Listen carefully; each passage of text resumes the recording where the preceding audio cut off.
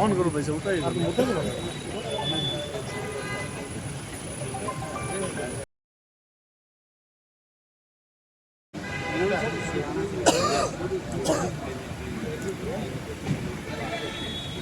थाने में आगे वो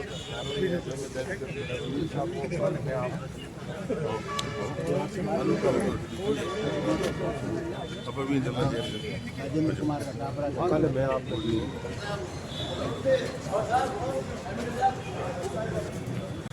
पानी पूरा इनकी ढानियों में बेल्ट में है ना पिछली बार। हाँ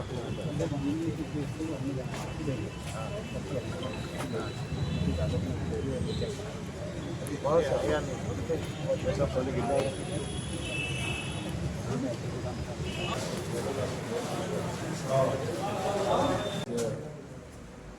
राजस्थान दिवस की आप सबको बहुत बहुत शुभकामनाएं और हिंदू नववर्ष चैत्र शुद्धि प्रतिपदा की भी आप सबको बहुत बहुत शुभकामनाएं। आज यहाँ पर वडोदरा में जैसे जो पिछले बजट 2024-25, 2025-26 की समीक्षा और अभी 26-27 का जो बजट घोषणाएँ हुए उनकी क्रियान्वयन के संबंध में मोबाइल बैठक ली और उसमें निश्चित रूप से हमारी जो माननीय मुख्यमंत्री जी के नेतृत्व में 2 बजट पिछले 24-25 और 25 में घोषणाएँ हुई थी, उनको हमने 95% घोषणाओं को हमने पूरा कर दिया है और जो भी 5% घोषणाएँ अभी बाकी है उसको भी जल्दी से जल्दी इसका क्रियान्वयन करेंगे। और अभी जो वर्तमान बजट में माननीय मुख्यमंत्री जी ने बजट में जो घोषणाएँ की है उसके भी जहाँ जिनको भूमि अलॉटमेंट की आवश्यकता है वो भूमि भी अलॉटमेंट की फाइलें चला दी है। बहुत जल्दी भूमि अलॉटमेंट की कार्रवाई हो जाएगी। उसके बाद में उसके प्रशासनिक और वित्तीय स्वीकृति निकल करके ये भी जल्दी से जल्दी क्रियान्वयन हो जाएगी। तो हमारे जो तीनों बजट है वो माननीय मुख्यमंत्री जी के नेतृत्व में एक शानदार बजट पेश हुए है और समाज के सभी वर्गों को लेकर के तो समाज के अंतिम छोर पे बैठा है, किसान बैठा है, महिला बैठी है, युवा है, श्रमिक है, मजदूर है और विशेष करके गरीब उत्थान की योजनाएं इन बजटों में जनता के लिए माननीय मुख्यमंत्री जी ने दी है। और साथ ही साथ में जो सभी विभागों में जैसे बिजली, पानी, शिक्षा, चिकित्सा, सड़कें, ये इंफ्रास्ट्रक्चर भी ज़्यादा से ज़्यादा मजबूत हो, ये भी माननीय मुख्यमंत्री जी ने माननीय जनप्रतिनिधियों के आग्रह पर सभी जगह दिए हैं। साथ ही पशुपालकों और किसानों को मजबूत करने के लिए बहुत सारी योजनाएं दी है और हमारी सनातन संस्कृति है वो उसको भी मजबूत करने के लिए, देवस्थानों को भी मजबूत करने के लिए माननीय मुख्यमंत्री जी ने बहुत सारी योजना दी है। आज जैसे समीक्षा बैठक में जो भी चर्चा हुई उसको हम जल्दी से जल्दी क्रियान्वित करेंगे। निश्चित रूप से आने वाले समय में हम विकसित भारत और विकसित राजस्थान को लेकर के जो हमारा माननीय प्रधानमंत्री जी के नेतृत्व में जो सोच है और उनका जो संकल्प है, उनका जो इस देश को विकसित बनाने का संकल्प है, उसी संकल्प को लेकर के हमारे राजस्थान के लोकप्रिय मुख्यमंत्री माननीय भजन लाल जी ने भी जैसे राजस्थान को 2047 तक विकसित बनाने के लिए एक पूरा प्लान बनाने का जो है ना, आज जो एक अभियान की शुरुआत की है। आज चैत्र शुद्धि प्रतिपदा के दिन ग्राम और वार्ड स्तर से पूरे ग्राम को विकास कर विकसित करने के लिए एक अभियान चलाया जो पूरा एक प्लान 2047 तक गांव को कैसे विकास करे, गांव में सारी सुविधाएं कैसे हो, बिजली की सुविधा, पानी की सुविधा, सड़कों की सुविधा, हॉस्पिटलों की सुविधा, जहाँ आवश्यकता आबादी के अनुपात के हिसाब से, व स्कूल की सुविधा वो भी बच्चों के अनुपात के हिसाब से, साथ ही साथ में आंगनवाड़ी की सुविधा और अन्य जो सुविधाएं जो भौतिक सुविधाएं होती है वो सारे के सारे, खेल मैदान की आवश्यकता है उनको भी लेकर के, और गांवों में लोगों को ज़्यादा से ज़्यादा रोजगार कैसे मिले, वहाँ की महिलाओं को वहाँ के हालातों के अनुसार रोजगार कैसे मिले, युवाओं को रोजगार कैसे मिले, इस दिशा में पूरा का पूरा जैसे प्लान बनाने का माननीय मुख्यमंत्री जी ने निर्णय लिया। और आज जैसे जो योजना का शुरुआत है माननीय मुख्यमंत्री जी ने किया है वो अभी जैसे नीचे तक आएगा और सब सारे विभागों के अधिकारी मिल करके उसका पूरा एक प्लान बनाएंगे और वो पूरा का पूरा प्लान है 2047 तक हमारा पूरा का पूरा एक एक गांव विकसित हो। जिस तरह से आप देख रहे हो कि गांवों से लोग शहरों की तरफ पलायन कर रहे हैं और शहरों की तरफ आकर्षित हो रहे हैं, तो ये आकर्षण शहरों की तरफ न हो और गांवों को भी हम ऐसा एक विकसित गांव बनाएंगे, ऐसी सुविधा युक्त गांव बनाएंगे जिससे गांवों में ठहराव हो और गांवों में उनको वहाँ रोजगार मिले और सारी भौतिक सुविधाएं वो गांवों में भी उपलब्ध हो। इस दिशा में माननीय मुख्यमंत्री जी काम कर रहे हैं, तो आने वाले समय में उसका लाभ है वो सभी गाँव वालों को भी मिलेगा।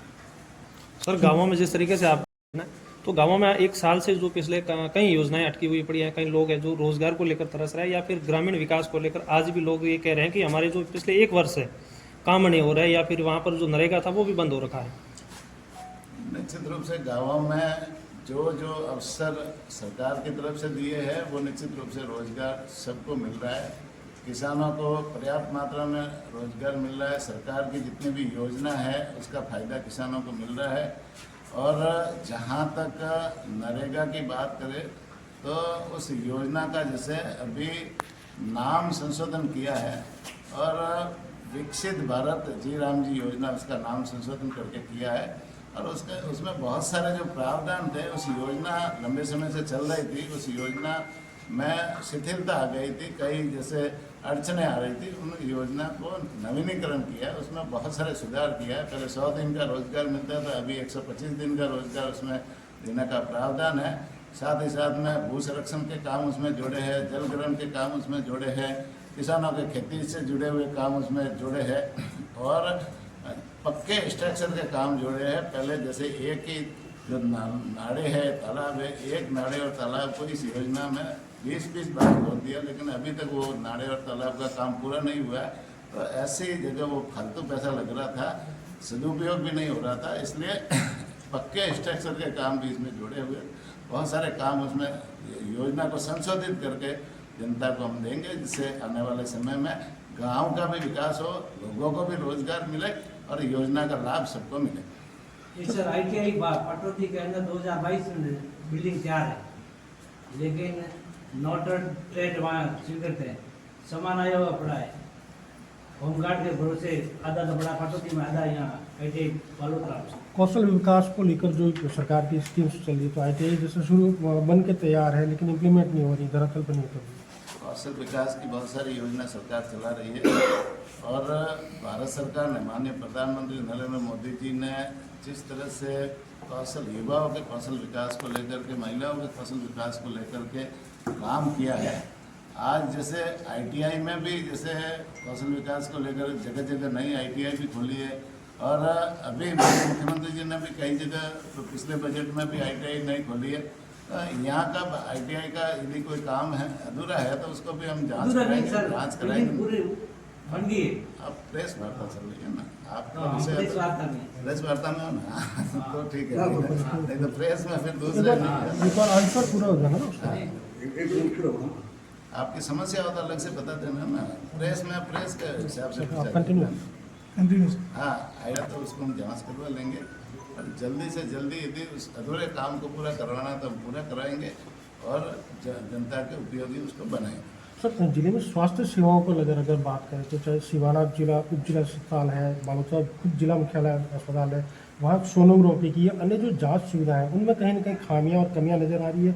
लोग परेशान हैं, जैसे समदरी एक बड़ा मुख्यालय, वहाँ सोनोग्राफी की डिमांड उठ रही है। सिवाना है, वहाँ सोनोग्राफी की मशीन लगी है लेकिन ऑपरेटर नहीं है।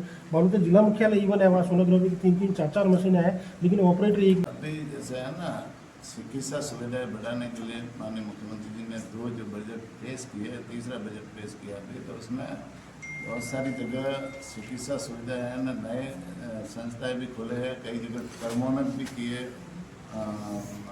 उप केंद्र से चिकित्सालय में कर्मोन्नत की है, कई जगह और भी नई संस्थाएं खोली है। और विशेष रूप से माननीय मुख्यमंत्री जी की ये मंशा है कि हम गांव-गांव तक है ना चिकित्सा सुविधा लोगों को मिले। इस दिशा में भवन भी कई जगह, जैसे जहाँ भवन रहित थे वहाँ भवन की भी स्वीकृति माननीय मुख्यमंत्री जी ने की है। जहाँ तक जैसे सोनोग्राफी मशीन की है तो बालोतरा में वैसे संचालित है और अन्य जगह जहाँ उपकरण है वो निश्चित रूप से जहाँ कमी है तो उसको हम पूरा कराएंगे आवश्यकता के अनुसार। जैसे जहाँ से हॉस्पिटल से आवश्यकता की डिमांड आएगी उस डिमांड के आधार पर आगे वो विभाग को डिमांड आती है और जैसे ही विभाग है कलेक्टर साहब दिखवा देंगे कौन से विभाग से कहाँ डिमांड गई है, तो निश्चित रूप से उसमें भी जहाँ कमियाँ होंगी उसको पूरा करेंगे। सारे पशुओं के उपचार के लिए ये प्लेस से संबंधित मामला है 1962 पे बुलाते हैं, वो आते हैं, उसमें जो स्टाफ है वो ट्रेनिंग उनके पास है, कुछ उनको जानकारी नहीं पड़ती, पशु की बीमारी उनके पकड़ में नहीं आ रही। वैसे हमारी तरफ से जैसे है ना जो हॉस्पिटल सरकार की तरफ से जगह जगह खोल रखे हैं और पिछले बजट में हमने 700 नए हॉस्पिटल खोले और 300 से ज़्यादा संस्था को कर्मोन्नत किया। इस बजट में भी 250 नए हॉस्पिटल खोलेंगे और 100 से ज़्यादा संस्था को हम कर्मोन्नत करेंगे। तो जहाँ बड़ी पंचायतें हैं या बड़ा सेंटर है वहाँ पर हॉस्पिटल खोल रहे हैं, चिकित्सा सुविधाएं वहाँ बढ़ा रहे हैं। और जहाँ तक मोबाइल वेटरनरी यूनिट की बात है तो ये प्राथमिक उपचार के लिए ये मोबाइल वेटरनरी यूनिट की शुरुआत की है और 1962 उसके कॉल सेंटर नंबर है। कॉल सेंटर नंबर पे आप फ़ोन करोगे तो सीधी गाड़ी पशुपालक के घर जाएगी और घर जा कर के उनका प्राथमिक उपचार करेगी, वहाँ दवाइयाँ निःशुल्क उनको देगी। ऑपरेशन किसी जैसे पशु का करना है तो वो निश्चित रूप से हॉस्पिटल में ही ला करके ऑपरेशन कराना होगा।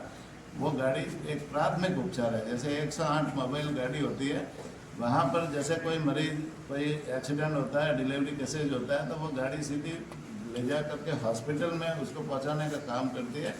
उसी तरह से ये जो गाड़ी है एम्ब्यू है, ये प्राथमिक उपचार के लिए वो पशुओं का प्राथमिक उपचार एक बार हो जाए और घर जा कर के उपचार हो जाए, इसलिए ये गाड़ी शुरू की है।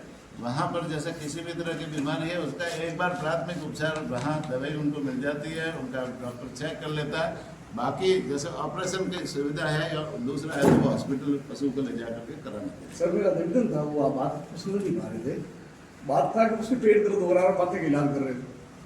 मेरा एक सुझाव था इसमें कि जो अपने दिवस ही आप तो पशुपालन है मंत्री और आपसे ज़्यादा जानकारी है हमारे से, उसमें कई जो दिवसी लोग होते हैं जो रबरी कहते हैं जिसको वो इतने एक्सपर्ट होते हैं कि वो मतलब गाय को देखते पता लगा रहता है कि इनकी ये बीमारी है। अपने वाले स्टाफ भी पता लगाते हैं, हम भी गाय रखते हैं, हमें भी मालूम है। तो मेरा निवेदन यह था कि उसको ऐसा सुधार करें ताकि उनका वहाँ उपचार जो बीमार है वो हॉस्पिटल ले जा पाते, उनका वहाँ उपचार हो जाए, प्राथमिक उपचार हो जाए। इसमें विशेष ध्यान देने के जैसे सचिव पौधे भी विराज रहे हैं। तो वो जो वहाँ पर जो है ना वो डॉक्टर है तो डॉक्टरी की हुई है, नहीं वो कंप्यूटर आता सर, डॉक्टर जानकारी साथ में डॉक्टर है, डॉक्टर ने डॉक्टरी की हुई है, ठीक है, मैं हकीकत बात बता रहा हूँ, डिग्री वो बात बता रहा हूँ। डिग्री की हुई है, ठीक है ना। दूसरा उसमें LSI है एक, तो वो भी डिप्लोमा किया हुआ है और वो डिप्लोमा धारी है, बिना डिप्लोमा धारी उसमें कोई नहीं है, सारे डिग्री की हुई है, डिप्लोमा धारी है। तो वो जो उनको अनुभव तो डॉक्टरी का है ही है ना, वो आखिर वो इलाज तो पशुओं का ही करेंगे ना। तो पेट दुख रहा है और माथा का इलाज कर रहा है ऐसा तो सर साफ सफाई की बात करें तो साफ सफाई को लेकर सरकार करोड़ों रुपए बजट खर्च कर रही है, लेकिन धरातल पर अगर हम समस्या को देखें तो गांव से लेकर शहर तक बड़े बड़े कचरे के ढेर लगे हुए जो कि साफ सफाई पूरी तरीके से नहीं हो पा रही है। साफ सफाई की बात है तो हर व्यक्ति की जिम्मेदारी है साफ सफाई रखने की। सरकार के भरोसे ही साफ सफाई होगी, ये कोई सर एक सवाल पूरा होने दीजिए मेरा। वो समझ में आ गया ना। सब अपना इस देश में क्या है कि अपने अधिकारों के सबको ज्ञान है कि मेरा क्या अधिकार है, वो सारे चीज व्यक्ति को ध्यान है। देश के प्रति उनके क्या कर्तव्य है वो कर्तव्यों को भूल जाते हैं, इसलिए ये ऐसे प्रश्न पूछे जाते हैं। साफ सफाई में आपका भी योगदान होना चाहिए, गली वाले का, हर गली वाले का योगदान होना चाहिए। कचरा रोड पे डालने वाले का भी है ना, उनकी भी गलती है, वो भी कचरा रोड पे नहीं डाले, कचरा पॉइंट पे डालना है तो वो भी गलत है। भाई आप नगर पालिका की तरफ से जो चिन्हित स्थान है या तो वहाँ डालें, और साफ सफाई गली में रखनी है तो गली में भी नगर पालिका जो कर्मचारी है वो भी सफाई करते हैं, वो भी व्यवस्था। सर मैं मेरा सवाल जैसे है ना, हर व्यक्ति की जिम्मेदारी है कि साफ सफाई रखने में मदद। नगर परिषद खुद लूणी नदी में डाल रहा है, वहाँ बड़े बड़े कचरे के ढेर लगे हुए, ये मैं निवेदन कर रहा हूँ कि कहीं ना कहीं जो जिम्मेदार है वो खुद ही जिम्मेदारी को बोल रहे हैं। साहब बेमौसम की बरसात हो रही है, काश्तकारों का नुकसान हो रहा है, उसके लिए भी मुख्यमंत्री से निवेदन करके उस काश्तकारों को फायदा दिलाएगा। बेमौसम की अभी जो बरसात हुई है अभी बाढ़ में बालोतरा जिले में हुई है, निश्चित रूप से उसका एक बार सर्वे कराएंगे और सर्वे करा करके कितना नुकसान हुआ है आकलन एक बार कराएंगे। आकलन के बाद में उसके ऊपर आगे मुख्यमंत्री जी से बात करके कोई निर्णय वहीं पे सर बालोतरा नगर परिषद में लगातार पट्टों की जो विस्तृत जांच करवाई जाए ताकि पता चले कितने पट्टे हैं जो फर्जी इन दरमियान जो बने हैं, उसकी एक जांच कराई जाए। जैसे कोई फर्जी पट्टा है तो फर्जी पट्टे की कोई शिकायत दर्ज कराए कि भाई ये फर्जी पट्टा है, ठीक है ना। वो जिसने पट्टा, मेरी बात सुनो, जिसने पट्टा लिया है वो उसको असली मानता है। नगर पालिका ने पट्टा दिया है वो असली है, ठीक है ना। अब यदि किसी को तकलीफ है कि ये फर्जी पट्टा है, अब फर्जी पट्टा है एक रसीद के जरिए 23 पट्टे उठ गए सर और सीलें भी फर्जी बन गई, जिसका नगर परिषद ने मामला भी दर्ज करवाया है। ये हाँ जांच करा लेना। आप जैसे क्या है कि जो चीज़ रिकॉर्ड में आएगा उसकी तो जांच हो जाएगी, ठीक है ना। रिकॉर्ड में कोई नहीं आता तो किसी के घर जा करके तो कोई जांच होती नहीं ना। तो रिकॉर्ड में जिसने शिकायत की है वो कलेक्टर साहब ने जांच करा ली, और जांच में यदि वो दोषी पाया जाता तो उसके विरुद्ध कार्रवाई। दलाल एक्टिव है, जो लोग पट्टे के लिए जाते हैं उनका काम नहीं हो रहा है, और दलाल जाते हैं सीधा देते हैं और एक रसीद जमा करवाते हैं 3.5 लाख रुपए करवाए और 23 पट्टे उसने उठवाए। उसकी जांच 1 महीना हो गया, अभी तक कोई जांच कहाँ तक पहुंची, हमारा सवाल है। दलाल प्रथा बिल्कुल बंद होनी चाहिए। मैं तो आम जन से भी अपील करना चाहता हूँ कि हमारा प्रशासन पूरी तरह से सक्रिय है। पहले दलाली की प्रथा चलती थी, हमारी सरकार आने के बाद में 2 साल से ये दलाली प्रथा बिल्कुल बंद है।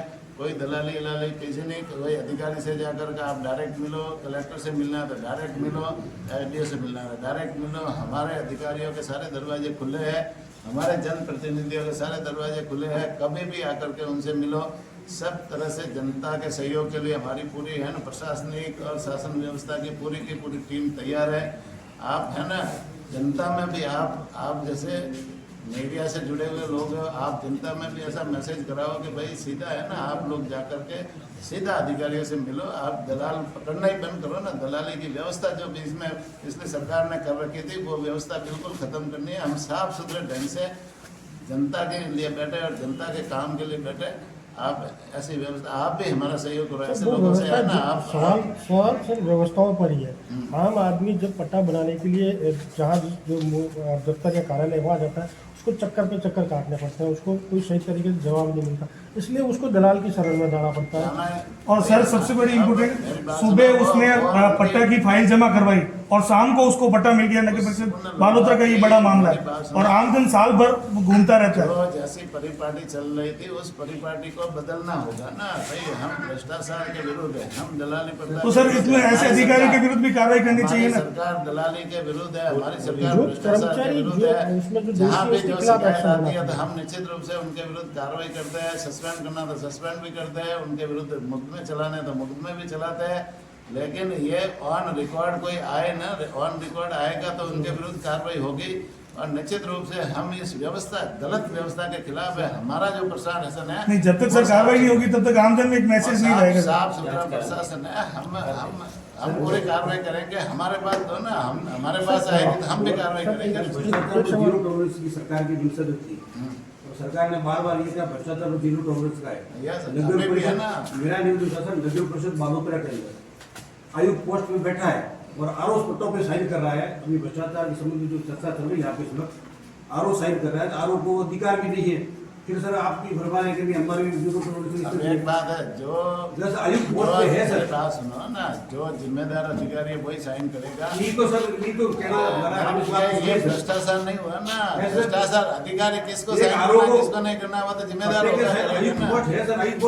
अरे भाई वो आप बताने वाले भाई, आप मत बताओ ना। वो व्यवस्था जिसकी जिम्मेदारी है वही साइन करेगा, है ना। आपके कहने से सर पिछली बार जैसे वसुंधरा जी की सरकार थी उस समय ऊँटों के बचाव के लिए ऊँटों के बछड़ों को जैसे है ना उनका पालन पोषण ढंग से हो, उनकी व्यवस्था अच्छी हो, इसलिए 10,000 रुपये ऊँट के बच्चों को हम सरकार की तरफ से देते थे। माननीय मुख्यमंत्री जी ने कहा कि ऊँटों का संरक्षण होना चाहिए, उनका बचाव होना चाहिए, जो नए बच्चे पैदा होते हैं वो उनका जैसे है ना पालन पोषण के लिए पर्याप्त मात्रा में उनको खर्चा मिलना चाहिए। तो 10,000 की जगह 20,000 कर दिए और ऊँट संरक्षण कोष भी बनाए। ऊँटों के लिए सरकार बहुत ही गंभीर है। और इस बार मैं आप जो जनगणना के आंकड़े भी उजागर नहीं हुए, उसमें आंकड़े आते ही आपको बता दूंगा कि पिछले जो है ना जनगणना से भी इस बार ऊँटों की जनसंख्या बढ़ी है। अच्छी बात है। किसी भी सर गर्मी के दिन है और पेयजल समस्या है जो हर जगह पर एक समस्या आम समस्या है, क्योंकि पानी की हर जगह लोगों को क्या जरूरत मीटिंग आज है ना, इसीलिए विभागों वाइज मीटिंग, समीक्षा मीटिंग इसीलिए थी, बिजली पर्याप्त मात्रा में लोगों को मिले गर्मी के समय में और पानी सबको मिले, इसलिए अग्रिम तैयारी के लिए ये मीटिंग